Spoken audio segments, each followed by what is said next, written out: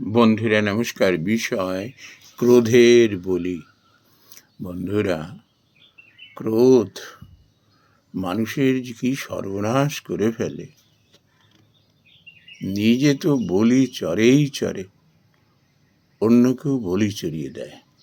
আমরা কিন্তু সবাই বুঝতে পারি, যখন ক্রোধানল হয়, মস্তিষ্কে যখন ওই ক্রোধের আগুন জ্বলে ওঠে, তখন মানুষের হিতাহিত জ্ঞান চলে যায়। কি করছে না করছে, এর পরিণাম কি হবে, সেটুকু ভেবে দেখার অবকাশ থাকে না। তারপর যখন বলি চড়ে গেল, অন্যকে বলি চড়িয়ে দিল, যখন সে ধীর স্থির হলো, তখন সে বুঝতে পারে যে কত বড় সর্বনাশ সে নিজেরও করলো, অন্যেরও করলো। তারপর সারা জীবন ধরে বিবেকের ধ্বংসায়ন হতে থাকে। এই যারা একটু ভাবপ্রবণ মানুষ, আবেগ দ্বারা পরিচালিত হয়, এরা এই বিবেকের দংশনে জ্বলতে থাকে। কেউ কেউ সহ্য করতে পারে না, আত্মহননের পথ বেছে নেন। কারুর মানসিক সন্তুলন চলে যায়। আর যারা একটু স্নায়বিক শক্তির অধিকারী হয়, তারা যুঝতে থাকে। তাদের সহজে বুদ্ধির এবং বোধের শোধন সহজে হয় না।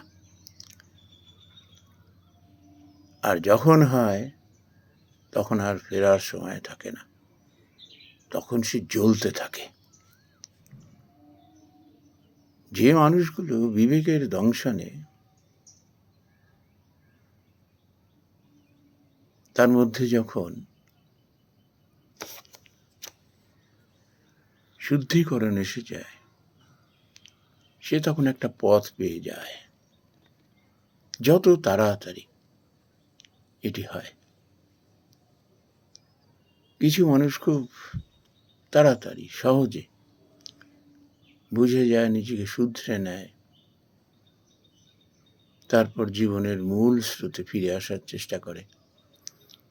আর কিছু বাঁকাতেড়া মানুষ, তারা সহজে আসতে নেয়। তুষের আগুনের মতো জ্বলতে জ্বলতে জ্বলতে জ্বলতে শেষে তাদের আক্কেল হয়, কিন্তু দেরি করে ফেলে।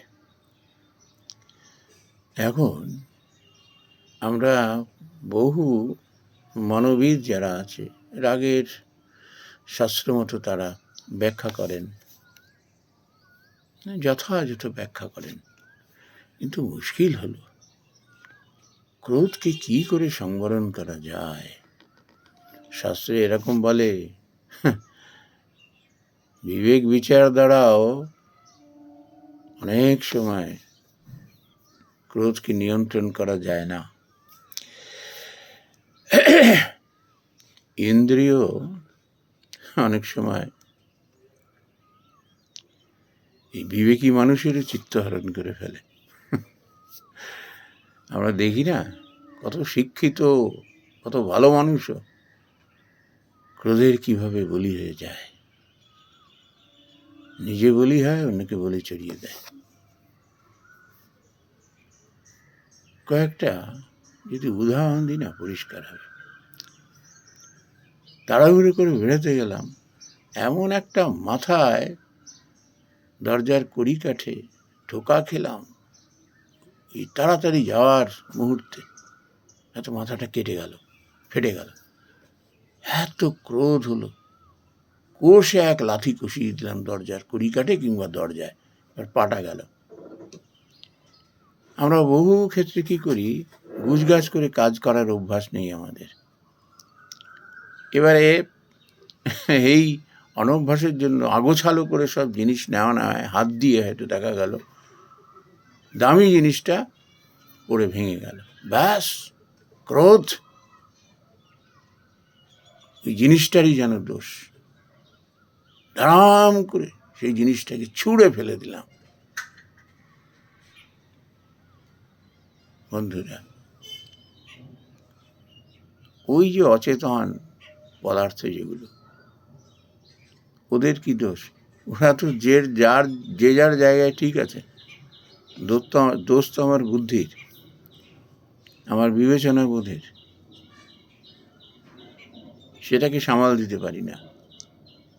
এই অঘটনগুলো ঘটল, তারপর ওগুলোর উপরে সমস্ত রাগ এসে পড়ল, ওগুলো নষ্ট করতে শুরু করে দিলাম। বন্ধুরা, শাস্ত্রে এরকম বলা আছে, ক্রোধাদ ভবতি সম্মোহ, সম্মোহা স্মৃতিবিভ্রমা, স্মৃতিভ্রংসাৎ বুদ্ধিনাশ, বুদ্ধিনাশাৎ প্রণশ্যতি। সম্মোহ, যেটা করা উচিত নয় সেটাই করে বসি, যেটা উচিত সেটা করি না।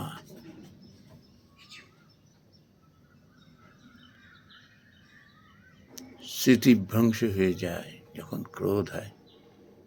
যে কথাটি বলা উচিত নয় ওই মুহূর্তে সেটাই বলে ফেললাম, যেটা করা উচিত নয় সেটা করে ফেললাম চট করে। মুখে সঠিক কথাটি ফুটে উঠছে না, এবং কোনো একটা উদাহরণ দিতে গিয়ে স্মৃতি সেটার মনে পড়ছে না, তার বদলে আবল তাবল কথা বলে ফেললাম। এই যে আজকাল দেখি না সমস্ত সভা সমাবেশে কত উচ্চ পদ, কত মর্যাদাপূর্ণ পদ তাদের, আর কি কুৎসিত মুখের ভাষা, মানুষকে যেন মানুষ বলেই গণ্য করে না, আবল তাবল কথা বলে যাচ্ছে, কি যে বলছে নিজেও জানে না।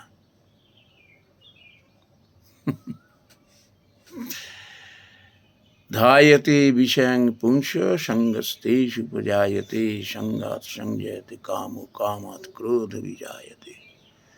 কামনা, বাসনা, আমার এই চেয়ার চাই, আমার এই ক্ষমতা চাই। কেন চাই? তোমার কতটা যোগ্যতা আছে সেসব আর ভেবে দেখে না কেউ, চাই আমার।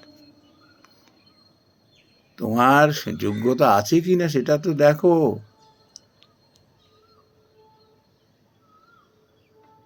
তুমি তার উপযুক্ত কিনা সেটা তো দেখো। সেসব সে ভেবে দেখে না, চাই চাই, ক্ষমতা চাই, শক্তি চাই। কেন? ভোগ বিলাস,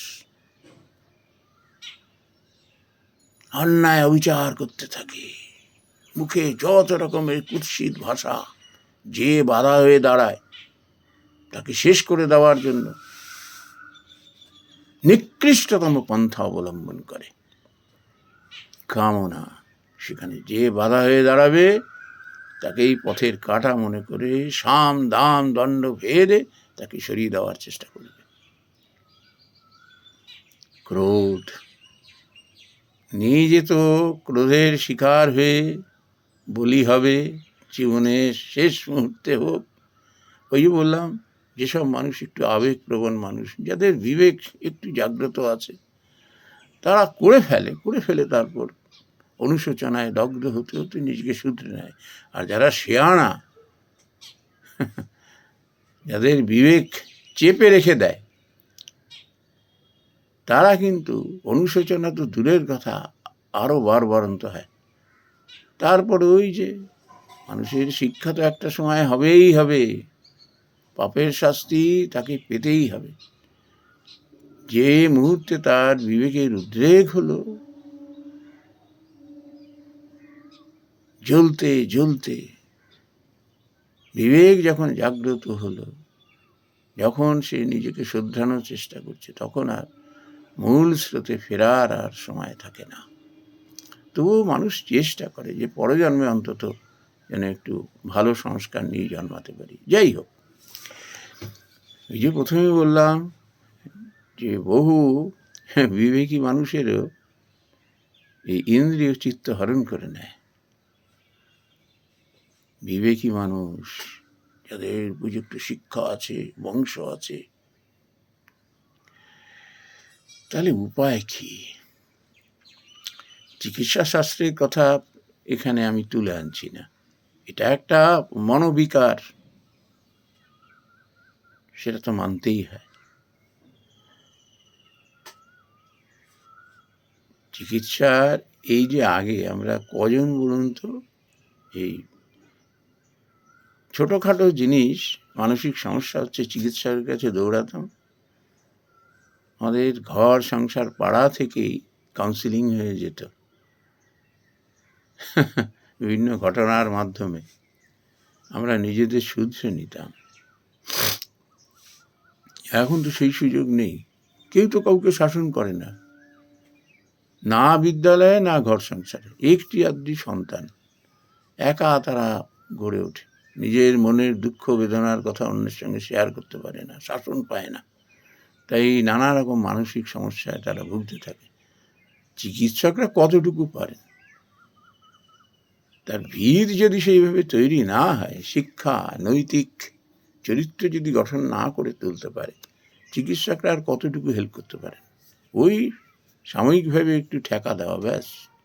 ওষুধ খেয়ে খেয়ে কত আর হয়? অভিজ্ঞতা মানুষকে যেভাবে বিচক্ষণ করে তোলে, ওষুধপত্র আর ওই একটু একটু কাউন্সিলিং করলাম, ওটা হয় না। ওতে পুরোপুরি সমস্যার সমাধান হয় না, সাময়িক একটু আধটু হয়, এইটুকুই। তবুও মন্দের ভালো এই আর কি।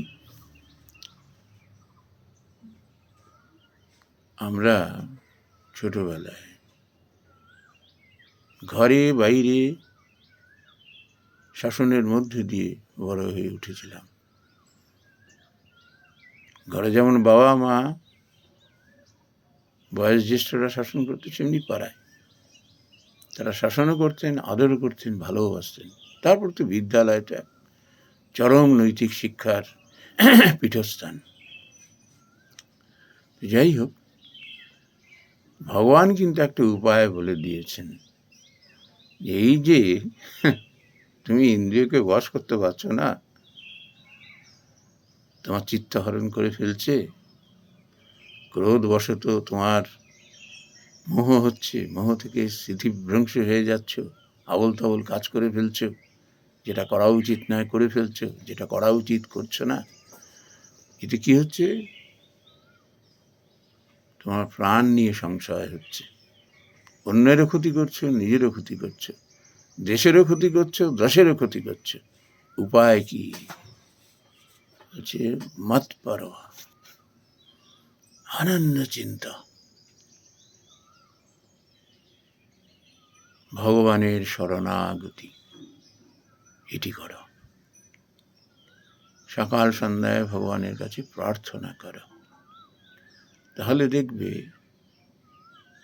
তোমার বিবেক এমনভাবে সক্রিয় হয়ে উঠবে, তুমি ইন্দ্রিয়গণকে ঠিক ঠিক মতো পরিচালিত করতে পারবে।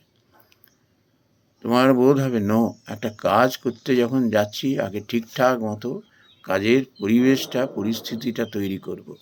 হাতটা কোথায় রাখছি দেখে নি।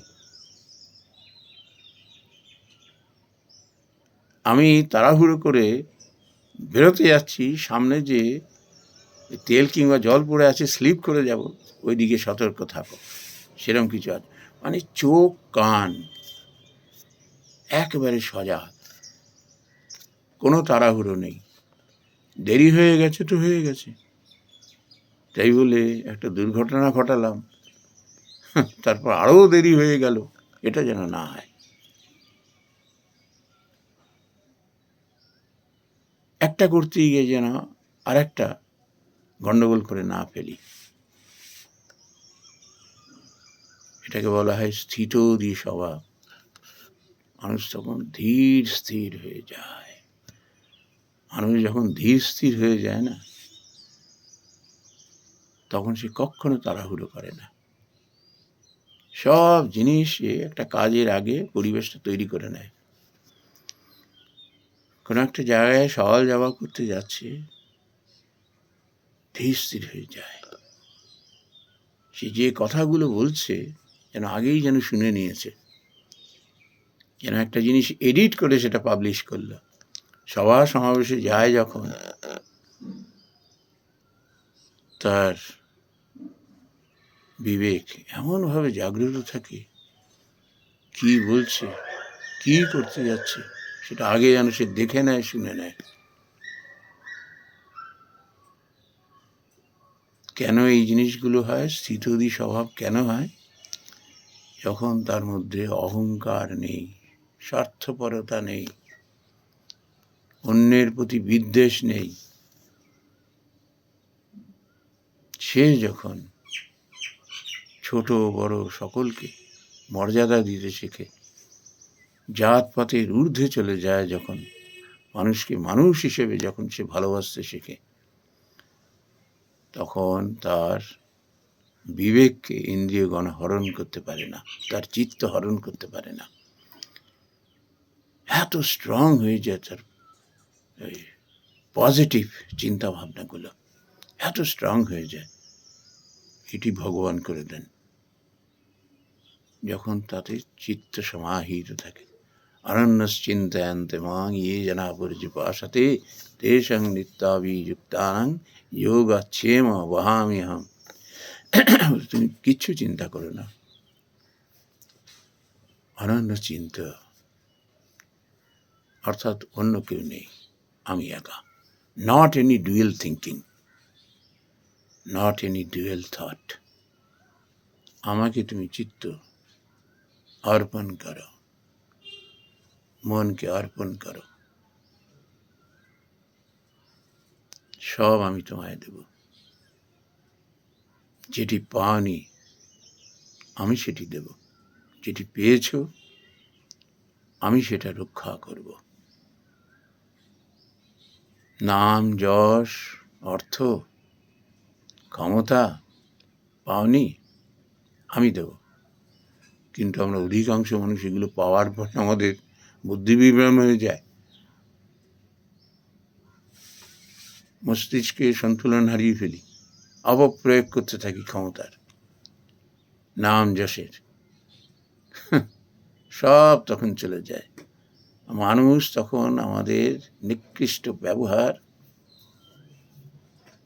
আচার আচরণের জন্য ডাস্টবিনে ছুঁড়ে ফেলে দেয়, সব চলে যায়। ঈশ্বর বলছেন, ভগবান বলছেন, আমি তা রক্ষা করব, তুমি আমাতে চিত্ত অর্পণ করো, আমি রক্ষা করব, যাতে তোমার নাম যশ ক্ষমতা ইনট্যাক্ট থাকে। তার মানে কি? তোমার মধ্যে যাতে অহংকার না আসে, তোমার মধ্যে যেন উদ্ধত্ত না আসে, মানুষের প্রতি প্রেম ভালোবাসা যেন কোনো অবস্থাতেই ম্লান না হয়। এগুলোই তো সোর্স। মানুষের হৃদয়ে বসবাস করবার, মানুষের হৃদয়ে যে বসবাস করতে পারে, সে ভগবানের কোলে বসে আছে। তার মধ্যে মানবিক গুণাবলী, উৎকৃষ্ট গুণাবলী যখন এসে ভর করে, সেটা ভগবান করিয়ে দেন। ওই জন্য বলছেন, আমি যা পেয়েছ আমি রক্ষা করব। তার কারণ কি? না, আমি তোমার মধ্যে যে সদাচার, এগুলো আমি অক্ষুণ্ণ রেখে দেব, শীল অক্ষুণ্ণ রেখে দেব। তোমার দায়িত্ব আমার, তুমি শরণাগত হও, তোমার কোনো চিন্তা নেই। নমস্কার বন্ধুরা।